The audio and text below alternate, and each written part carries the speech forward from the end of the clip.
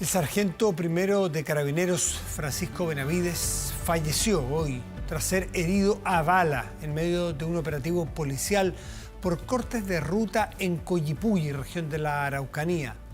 El fallecimiento del uniformado de 42 años, que estaba casado, tenía 3 hijos, fue confirmado por la institución, desde donde señalaron que el hecho se produjo en una emboscada mientras personal de la Segunda Comisaría de Control de Orden Público de Pailahueque prestaba apoyo para el despeje de la ruta R35. En el lugar, los funcionarios recibieron disparos, resultando este sargento primero Benavides lesionado por un impacto único en el pecho. Durante la noche, las autoridades confirmaron la detención de 3 personas que podrían estar vinculadas en estos gravísimos hechos de violencia en contra de un carabinero. Este martes, los 3 individuos pasarán a control de detención. Cuando el día finaliza, comienza medianoche.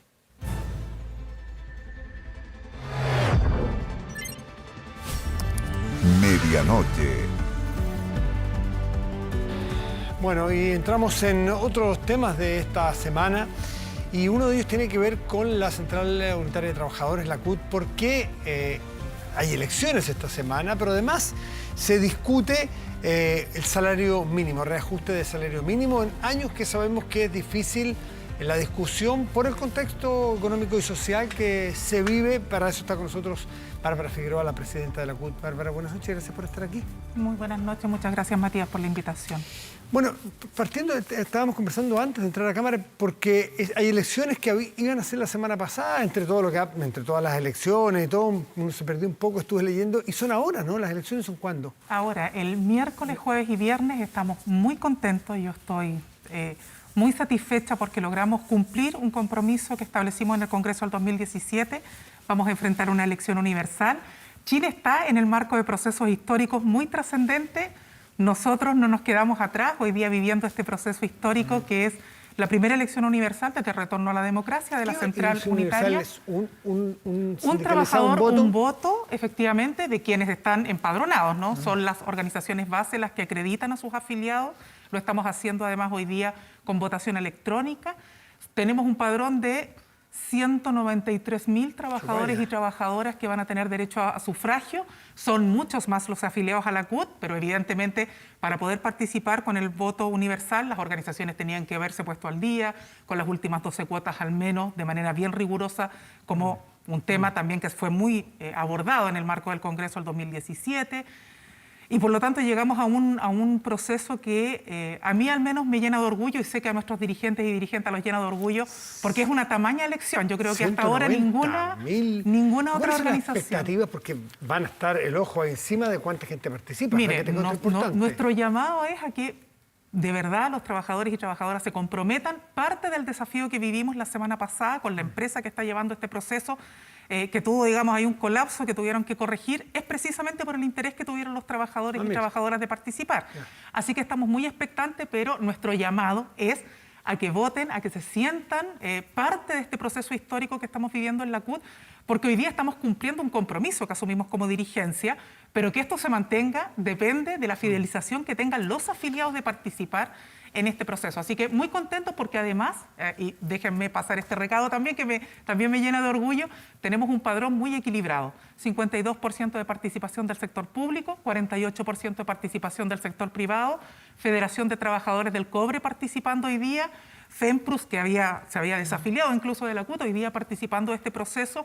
Por lo tanto, creo que además llegamos en condiciones donde estamos dando por cerrado un ciclo que fue complejo, pero que hoy día nos permite enfrentar en las mejores condiciones las tareas que tiene el país, ¿no? Entre ellas lo que ha pasado con la pandemia. Si tú te eliges, ¿es elección directa o se dicen listas, mesas o alguien vota por un líder o un presidente o presidenta? Los afiliados que tienen, los votantes, ¿no? Los electores van a tener derecho a votar por 9 consejeros nacionales titulares, consejeros y consejeras. Nosotros ya tenemos implementado el tercio de mujeres en la directiva. un consejero suplente a nivel nacional y podrán votar hasta por 5 preferencias en los niveles provinciales y un consejero no suplente. Votación directa, entonces. No, lo que se elige es el cuerpo directivo. Se elige a los 45 consejeros y consejeras titulares nacionales. Elige y esa directiva, más los 15 suplentes con los consejeros y consejeras, son los que definen la mesa directiva en el fondo. Las presidenta. En tu lista está predefinida que tú serías la presidenta si ganan y las otras listas. No. La gracia de nuestra composición es que por eso es muy plural y tiene que ser muy de consenso, en el sentido de que tú tienes que elegir a tus consejeros y una vez electos, Bárbara, son los dirigentes los que definen cómo se compone la directiva. De ganar tú y de continuar a la cabeza de la CUT, ¿sería tu último mandato? Porque por estatutos pueden ser... Exacto, nosotros establecimos un tope para la presidencia. Sí, por razones evidentes, y dado que vivimos nuestra vida en el mundo del trabajo, los dirigentes pueden estar mucho tiempo, pero la presidencia solo 2 periodos. Muchos se preguntan por el partidismo, ¿por qué hay un partidismo? Y si lo hay, tú militas en el Partido Comunista, pero me imagino que habrá otros, no será solo de la militancia de tu partido, y habrá de otros partidos, o cuéntame cómo se da eso. Bueno, hoy día hay 5 listas compitiendo. Nosotros somos la lista A, Poder Sindical para el Chile que Nace, está la lista de Autonomía Sindical, está la lista de la Alianza Sindical.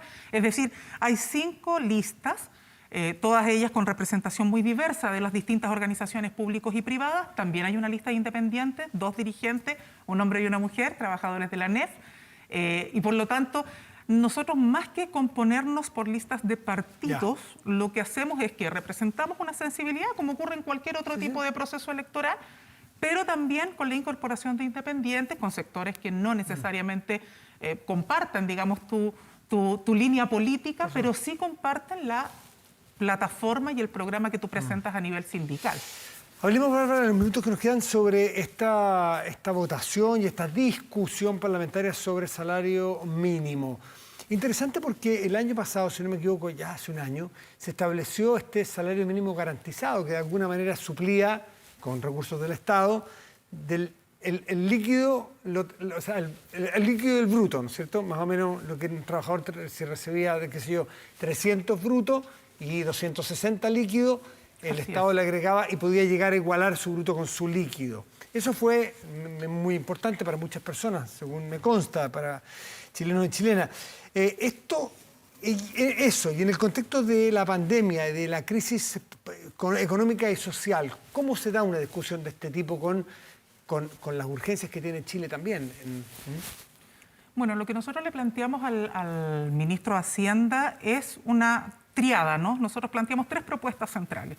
Planteamos el debate del salario mínimo por sobre la línea de la pobreza como un debate esencial. Nosotros vamos a seguir insistiendo en aquello, no solo por un tema de justicia social, que uno podría decir, bueno, es parte de los nuevos tiempos que vive nuestro país, sino que principalmente porque eso es un mecanismo rápido y efectivo para recuperar la economía. Si tú quieres que aquí no se ahoguen las pymes, tienes que llegar con recursos del Estado de manera directa, no bancarizados como ocurrió con el FOGAPE, porque eso no le ha permitido a todas las pymes poder acceder a los recursos. Pero por otro lado necesitas que haya demanda, necesitas que haya capacidad de consumo. Eso se asegura con ingresos vía salario, pero además le hemos dicho al Ministerio, como este es un debate que aborda un universo acotado de trabajadores, necesitamos también hacernos cargo del otro desafío, que es qué hacemos con los trabajadores informales y con la inmensa mayoría de trabajadores independientes que en este periodo han vivido a costa de su retiro del 10%. Para ellos nosotros hemos dicho renta básica de emergencia. Esa es una propuesta que nosotros le hicimos ya el año pasado al Ejecutivo en el marco de los planes nacionales de emergencia. ¿Tiene que ver con esa discusión o estamos hablando solo de salario mínimo? ¿O la discusión tiene que ver también con los mínimos que se están discutiendo? Nosotros le planteamos al gobierno estas 3 propuestas. Salario mínimo por sobre la línea de la pobreza, que es ya una demanda que lleva casi 10 años. El último debate serio de esto lo hicimos en el año 2014-2015, donde se conformó una comisión que establecía una gradualidad en el tiempo para llegar a aquel salario. Eso finalmente no se concretó, luego en los hechos, en la práctica, ¿no? Luego planteamos lo de la renta básica de emergencia por el periodo excepcional que estamos viviendo y porque es una demanda que ya veníamos planteando desde el año pasado. Y lo tercero es la facultad que tiene hoy día el presidente de la República en el marco del estado de excepción, de establecer un congelamiento del precio de los alimentos y también de los medicamentos, tal cual como se ha señalado en el espacio de los mínimos comunes. ¿Por qué? Porque tú no sacas nada con estarle entregando recursos a la familia y resulta que el costo de la vida crece, no tiene control. Hoy día, mira lo que ha ocurrido con la colusión que se está estudiando respecto de las distribuidoras de gas, ¿no? De Lipigas, Gasco, entre otras, ¿no? Congelar precios, y el costo que eso ha significado para las familias. Tú estás hablando que un balón grande de gas puede llegar a costar 45.000 pesos. O sea, estamos hablando de que una familia que recibe el salario mínimo bruto, es decir, 260, 280.000 pesos, finalmente un porcentaje muy importante de ese salario, si no digamos más de la mitad de aquello, entre pagos básicos ¿será la forma y alimentos adecuada de controlar la inflación fijando los precios? ¿No puede ser un poquito, o sea, será política y resorte de una institución como la CUT? ¿No será una discusión más bien técnica? Lo que pasa es que a nosotros nos parece que esto es una cuestión que tiene que ver con las señales políticas. Cuando tú has hecho que la pandemia en la práctica esté costeada y sostenida por los trabajadores y trabajadoras, si tú miras la Ley de Protección de Empleo, lo que hizo fue poner sobre los hombros de los trabajadores y sus ahorros en las cuentas individuales del seguro de cesantía el subsidio del salario a las empresas, en vez de que ocurriera lo que nosotros le proponíamos al Estado. Usted entregue recursos, genere cuarentenas restrictivas, entregue los recursos y obligue a las empresas a que no despidan, que no disminuyan los salarios, y el gobierno lo que hizo fue decir, no, nosotros vamos a irnos por este otro carril, que ustedes se costeen sus propios salarios. Si tú te fijas, el segundo elemento que ha permitido sostener la crisis o contener la crisis económica han sido los retiros del 10%. Entonces, cuando uno señala estos 3 puntos en materia económica, hay otras que tienen que ver con protección de empleo, resguardo del trabajo. ¿La fijación de precios en general a ti te parece adecuada? Porque se lo escuché a ir así a la alcaldesa de Santiago, también habló de fijar algunos precios. Entonces, como hay una relación ideológica. ¿Es una idea que tú la planteas para la emergencia ahora o en general? No, fijación de es precios? una propuesta que nosotros planteamos en los 2 planes nacionales de emergencia como CUT que le presentamos al Ejecutivo el año pasado. Se lo planteamos el 17 de marzo del 2020. Yo esto lo recalco en todos lados, yo sé que es majadero, pero aquí tiene que tener muy clara la ciudadanía conciencia de que lo que estamos planteando hoy no es una cuestión antojadiza ni caprichosa. Esto fue medidas que le planteamos al Ejecutivo desde inicios de la pandemia. No nos quisieron escuchar, lo volvimos a plantear en junio del 2020. No nos quisieron escuchar, lo planteamos en el debate de salario mínimo y la respuesta del entonces ministro de Hacienda, Ignacio Briones, es la misma que está planteando hoy día el ministro de Hacienda, Rodrigo Cerda. No, mira, aumentemos el ingreso mínimo garantizado. ¿Cuál es el problema de esa propuesta? Fijar precios y congelar y fijar precios puede ser complejo para la oferta. Una cosa, claro, para la demanda está bien porque congela el precio, pero no todos van a poder seguir ofreciendo a los productos que se fijen. Entonces, si interviene el mercado desde ese punto de vista, puede haber... Estamos hablando de cuestiones que son bien básicas. Estamos hablando de los alimentos, congelar el precio de los alimentos que ha subido excesivamente.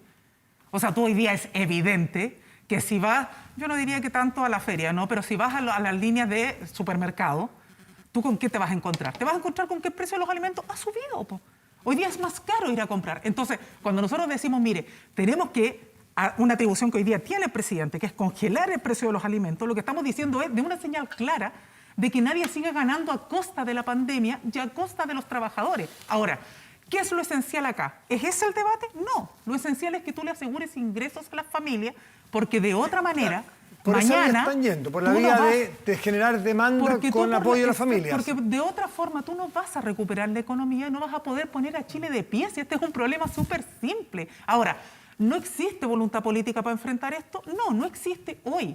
Pero nosotros hemos dicho que eso no puede significar que nosotros tengamos que ser una vez más los que tengamos que poner la vara hacia abajo o nivelar hacia abajo, porque resulta que el Ejecutivo no se atreve a tomar decisiones audaces que otros países tomaron, que otros países están tomando, donde el debate ha sido, mira, ¿cómo nosotros vamos a poder recuperar la economía cuando salgamos de la crisis?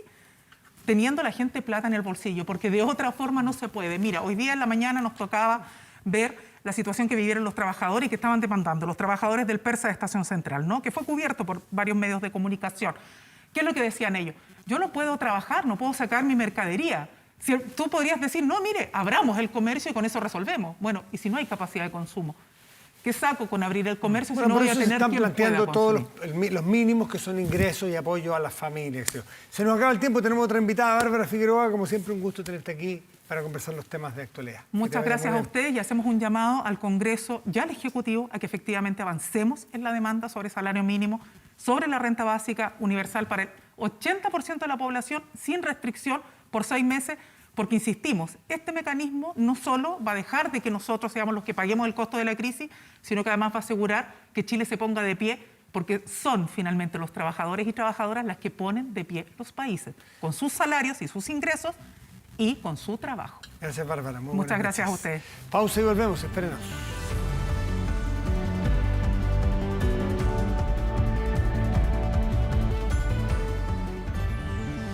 Estamos de vuelta y de inmediato vamos a revisar las informaciones de la jornada con Marco Fleming. Claro, Matías, vamos de inmediato con las noticias de la jornada de este lunes. Y vamos con la información del momento, porque este lunes un sargento de carabineros murió tras ser baleado en la comuna de Coyipulli. Durante la noche llegó hasta la zona el ministro del Interior, Rodrigo Delgado, quien confirmó la detención de 3 personas que estarían involucradas en este hecho. Vamos de inmediato a tomar contacto con Fernando Reyes, que tiene la información. Fernando.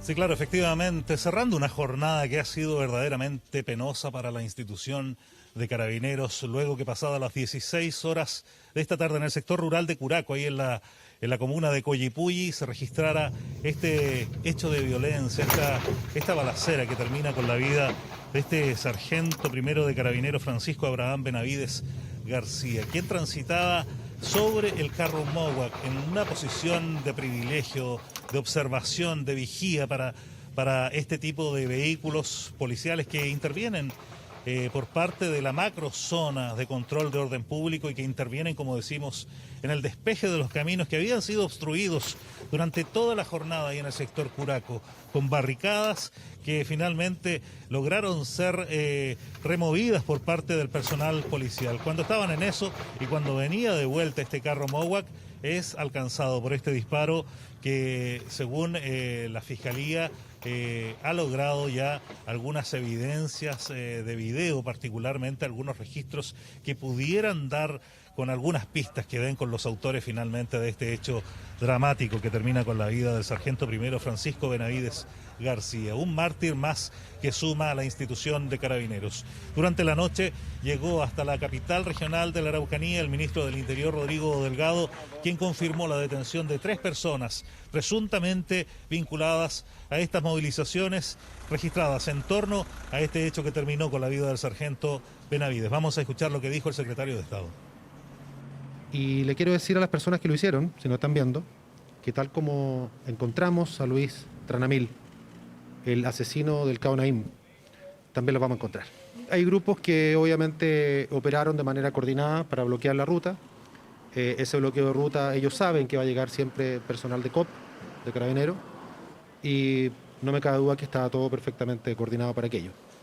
Bueno, un triste episodio que termina con la vida de este funcionario de Carabineros con 23 años de servicio y con 3 hijos y una viuda, quien se espera que en las próximas horas reciba precisamente al ministro del Interior, quien se reunirá el día de mañana precisamente para intentar dar algo de tranquilidad al drama que vive este grupo familiar que ha perdido ni más ni menos que al jefe de familia tras este incidente registrado ahí en el sector rural de Coyipulli. Obviamente estaremos dando cuenta de todos los avances en las investigaciones, por cuanto es el fiscal Carlos Bustos de la Fiscalía de Alta Complejidad quien tendrá la misión de esclarecer este hecho, lo mismo que el calibre de la munición que impactó, todo lo que será determinado en el servicio médico legal con la ayuda de peritos que han llegado directamente desde Santiago para colaborar y dar certeza científica a este hecho de sangre que nuevamente enluta a Carabineros aquí en la región de la Araucanía. En cualquier momento restableceremos el contacto.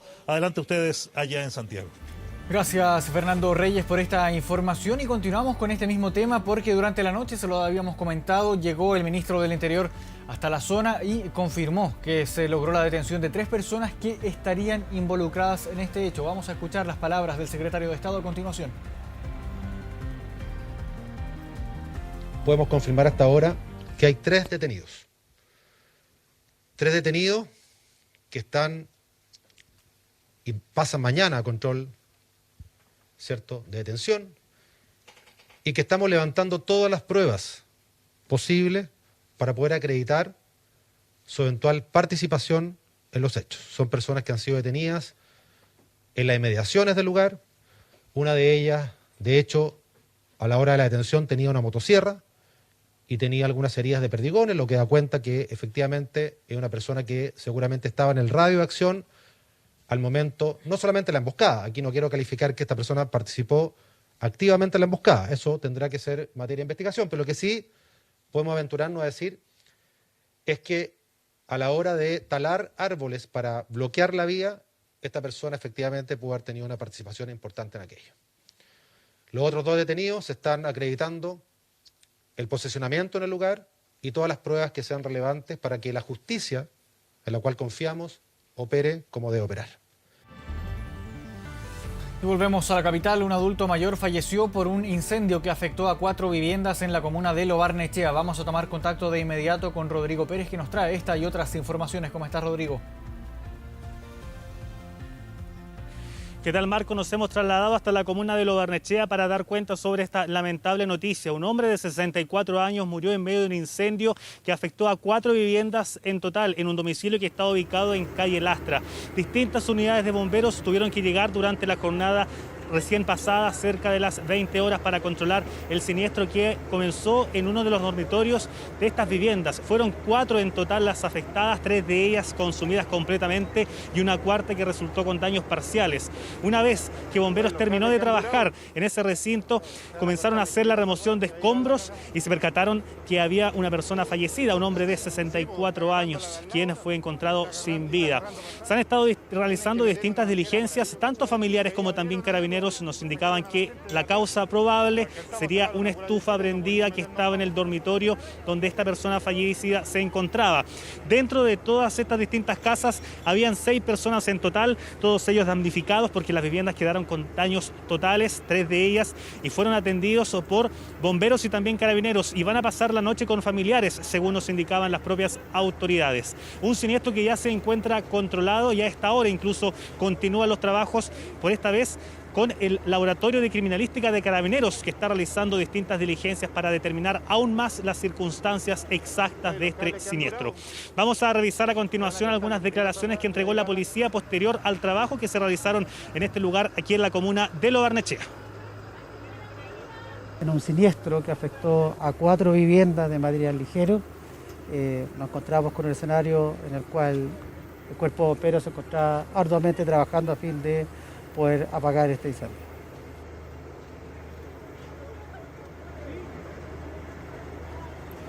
Trabajos que continúan a esta hora. Si bien Bomberos ya se ha retirado, Carabineros está realizando todas las diligencias. Lo cierto es que una estufa prendida, como les indicaba, sería la causa probable de este siniestro.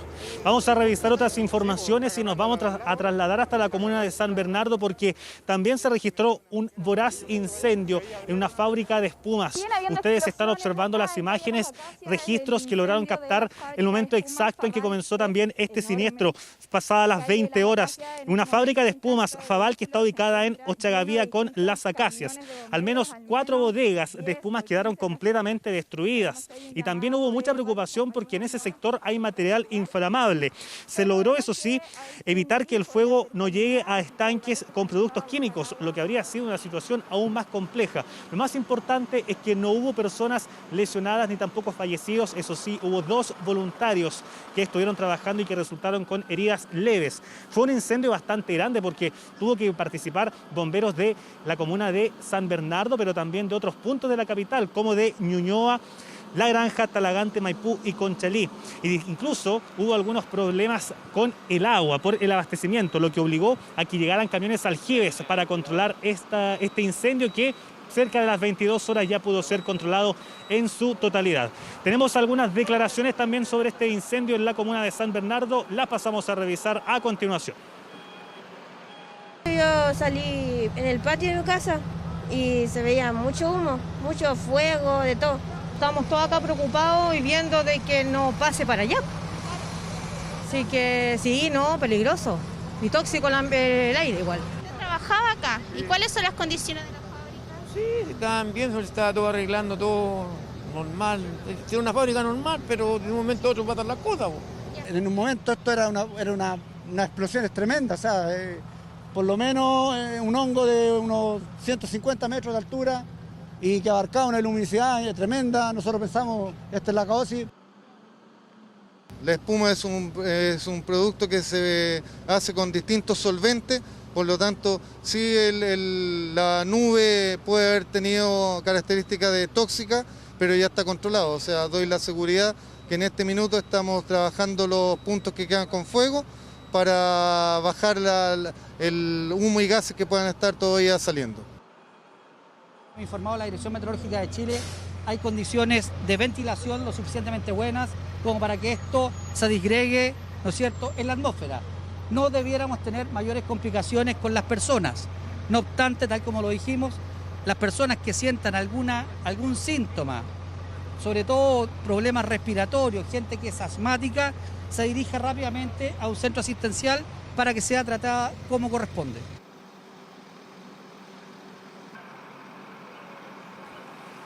Y es que el humo fue visible por varias partes de la capital a pesar que fue en la noche. Un dato para terminar, este incendio no es primera vez que ocurre en esa fábrica, porque en el año 2015 también ocurrió un incendio bastante fuerte en ese lugar, así que es también distintas emergencias las que han ocurrido por segunda vez en esta fábrica de espumas ahí en la comuna de San Bernardo.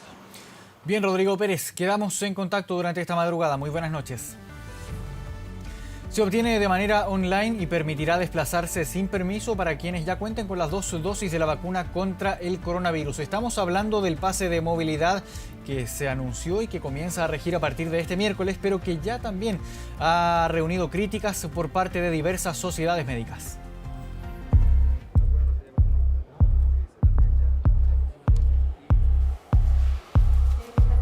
Varias veces se habló de un documento que permitiera mayores libertades a los vacunados y finalmente la idea se concretó. Tal como en Israel, por ejemplo, en Chile aquellos que han recibido 2 dosis tendrán facilidades de desplazamiento tras los 14 días de la segunda inyección. Justo igual, sí.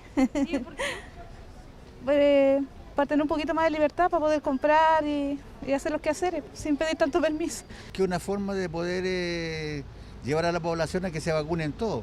Una ventaja para mucha gente que quiere salir, que está ya un poco cansada, agotada, estresada con todo esto. Lo veo como positivo, pero las condiciones que estamos de contagio, creo que aún falta. Igual va a ocasionar que aumenten un poco más los contagios porque la gente va a empezar a viajar y trasladarse entre regiones, entonces se produce más movimiento entre las personas. Este pase de movilidad permitirá a personas que estén en comunas en cuarentena o en fase 2 los fines de semana y festivos trasladarse para hacer actividades permitidas sin solicitar ningún permiso, como por ejemplo ir al supermercado. También aquellos que cuenten con el documento podrán hacer viajes interregionales entre comunas que estén en fase 2 en adelante, algo que ha sido cuestionado por algunos especialistas. Es una mala señal en un momento de tanto contagio, de tanta circulación viral, con un porcentaje de positividad tan alto. Al menos 12 regiones, al menos con los datos de hoy, aparecen aumentando, ¿no es cierto?, sus niveles de contagio nuevamente. Entonces yo creo que la verdad es que es una señal compleja. El pase no cambia las reglas dispuestas para cada etapa del plan paso a paso, por lo que no permite aumento en los aforos ni transitar en toque de queda.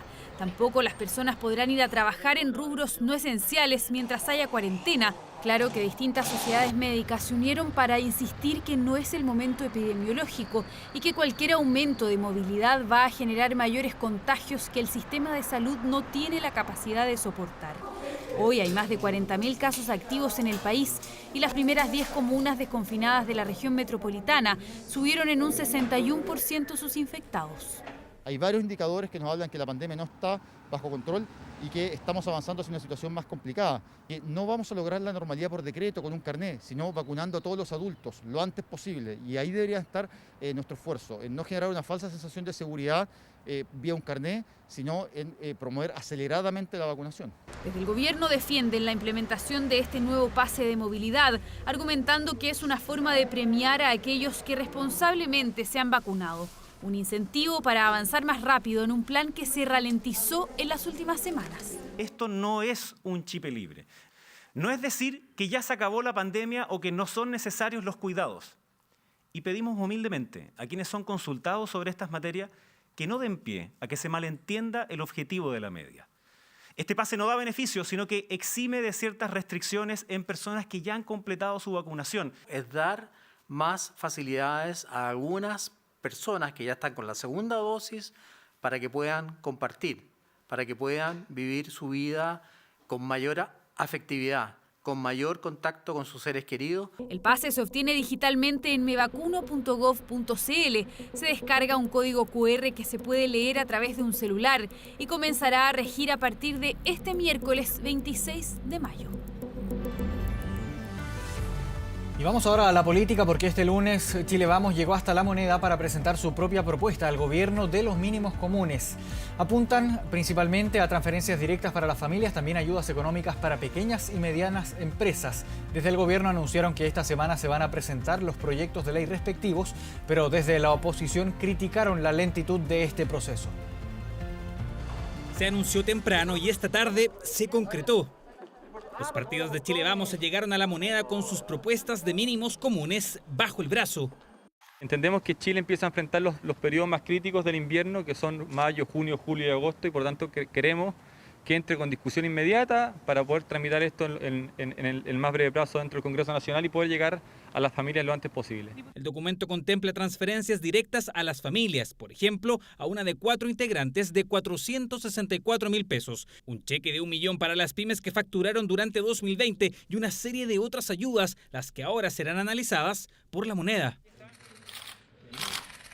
Una propuesta que llega 24 días después de esta reunión y 12 después que la oposición entregara su agenda. Por eso hay molestia. Deben entender que el tiempo se les acabó. No hemos tenido aún ninguna respuesta. Aunque el gobierno asegura. Lo que quiero decir es que hemos trabajado con sentido de urgencia. La oposición insiste en la lentitud de La Moneda por definir cuáles serán los puntos de la llamada agenda de los mínimos comunes. Este gobierno sigue sin aprender, sigue dilatando y postergando las respuestas a las necesidades de la gente.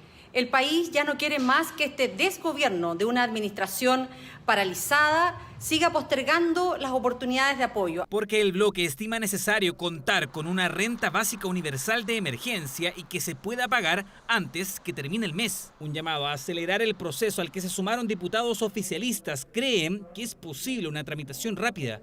Nosotros consideramos que sacar un acuerdo de mínimos comunes que vaya a ayudar directamente a la gente, perfectamente la podemos sacar en una semana. Un llamado al sentido común, al gobierno, a concentrarnos en la renta básica universal, en los acuerdos comunes. Y el gobierno ya tendría listos los borradores de los proyectos de ley. Nosotros hemos estado todos estos días preparando los proyectos de ley. No sé si todos, pero la mayoría de los que se requieran para ese propósito los vamos a presentar ahora.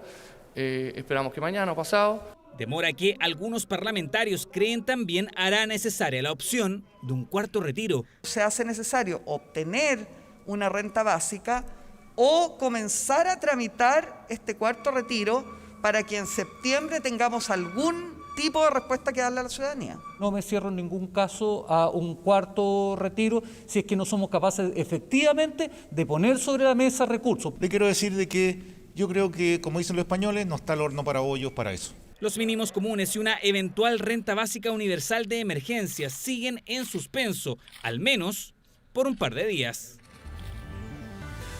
1 de la madrugada con 49 minutos. Vamos a una pausa y ya volvemos.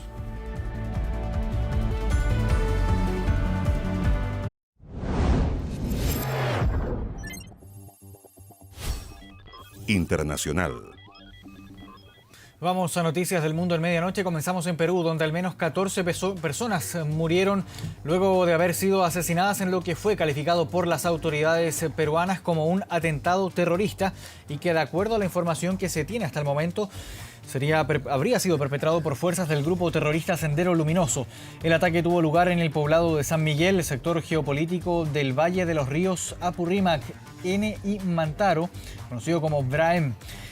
Según indicó el comandante general de la policía, este atentado fue perpetrado por una columna activa del grupo terrorista Sendero Luminoso y causó la muerte de al menos 8 hombres y 6 mujeres. En el lugar se encontraron panfletos con el logo del grupo, además de un texto que llamaba a los pobladores a no votar por la candidata presidencial Keiko Fujimori. Sendero Luminoso, recordemos, causó terror en el país en los años 80 y parte de la década de los 90. La captura de su líder, Abimael Guzmán, en 1992 fue uno de los grandes triunfos del gobierno de Alberto Fujimori.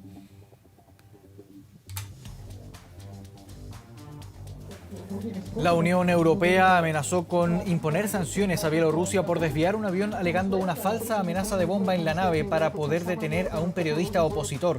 El bloque regional criticó duramente que el gobierno de Alexander Lukashenko ordenara desviar a Minsk un avión de Ryanair que volaba entre Grecia y Lituania con el único fin de poder detener al periodista de 26 años, identificado como Roman Protasevich, un crítico al régimen. Su detención ha desatado la condena de los líderes occidentales que han amenazado con nuevas sanciones. Este joven fue el director de los canales de Telegram Nexta y Nexta Live, que fueron claves para organizar las protestas contra Lukashenko el año pasado, además de ser un colaborador de la opositora Svetlana Tianovikaya.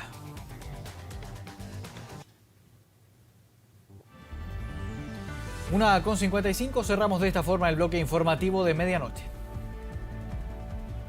Muchísimas gracias, Marco Fleming. Y nos vamos ahora a la pantalla de nuestro estudio y revisamos el portal de noticias 24horas.cl, que tiene en este momento como una de las informaciones más destacadas justamente este pase de movilidad.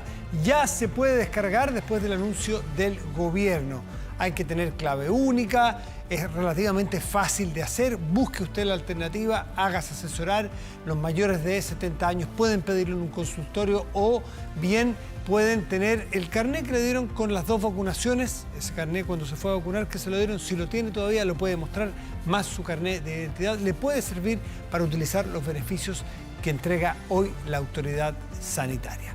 Revisamos el tiempo para hoy en Santiago. Tendremos cielo despejado y una máxima probable de 23 grados. Y en Osorno, región de los lagos, tendremos lluvia y una máxima probable de 20 grados. Esperando que esta información sea útil para usted y que tenga una muy buena noche, que descanse. Nos reencontramos mañana.